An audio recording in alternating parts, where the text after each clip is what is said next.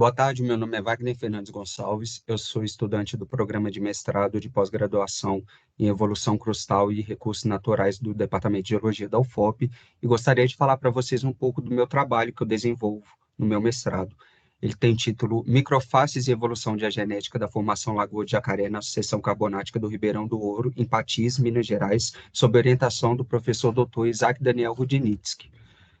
O meu trabalho ele desenvolvido numa unidade geológica conhecida como Formação Lagoa do Jacaré, especificamente na região norte de Minas Gerais, e conta com o apoio da CPRM e da Agência Nacional de Águas, porque faz parte de um projeto maior de estudo hidrogeológico da região realizado por essas instituições. O foco do meu trabalho é realizar um estudo de microface sedimentar que tem como objetivo caracterizar de forma individual algumas porções menores de um grande empacotamento sedimentar e também interpretar a evolução diagenética dessas rochas, que são as transformações por quais elas passam desde o processo de deposição até um possível soerguimento. Isso da formação Lagoa de Jacaré para melhor compreender os aspectos de permaporosidade da sucessão rochosa que compõe o aquífero da região. A área de estudo ela é localizada no norte de Minas Gerais, aqui o Ribeirão do Ouro, vocês podem observar, fica a nordeste da cidade de Patis e aproximadamente a 600 quilômetros de Ouro Preto.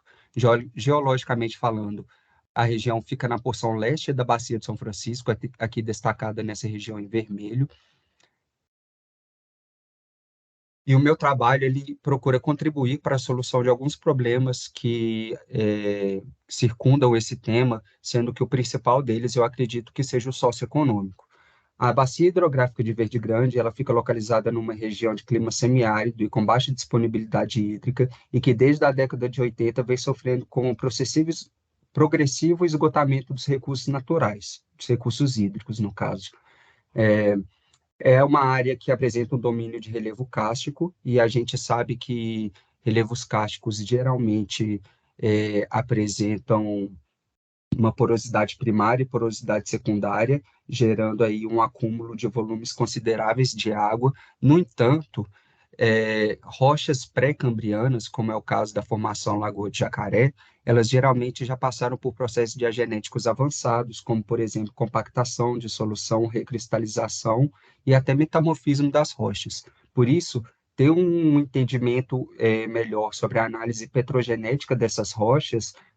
vai ajudar a ter um melhor entendimento das condições de permaporosidade do reservatório e direcionamento do projeto de gestão dos recursos hídricos. A falta de estudo sobre a análise de microfaces e evolução diagenética da formação Lagoa de Jacaré no leste da Bacia de São Francisco foi o maior problema encontrado durante a realização do meu projeto e também pretende ser a sua maior contribuição.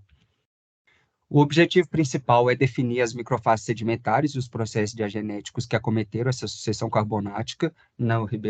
ali na sucessão do Ribeirão do Ouro, e para isso eu pretendo definir os processos diagenéticos e como foi a sua evolução ao longo do tempo, avaliar os aspectos de permaporosidade das diferentes microfaces carbonáticas e construir uma curva isotópica de carbono 13 e oxigênio 18 que vão permitir fazer uma correlação regional e identificação de zonas de alteração diagenéticas. Na metodologia utilizada, primeiramente foi realizado o levantamento bibliográfico sobre a formação Lagoa de Jacaré e as análises petrográficas e geoquímicas de carbonatos. Posteriormente, foi realizado um campo in situ na região de Patis, na sucessão do Ribeirão do Ouro, e coletadas amostras. Foi feita a caracterização petrográfica macroscópica das amostras e depois feita a caracterização microscópica com a confecção de lâminas e análise de microscópio óptico, e também foi realizada as análises geoquímicas isotópicas e elementares com os elementos maiores. Na parte de campo, aqui eu trouxe algumas imagens para exemplificar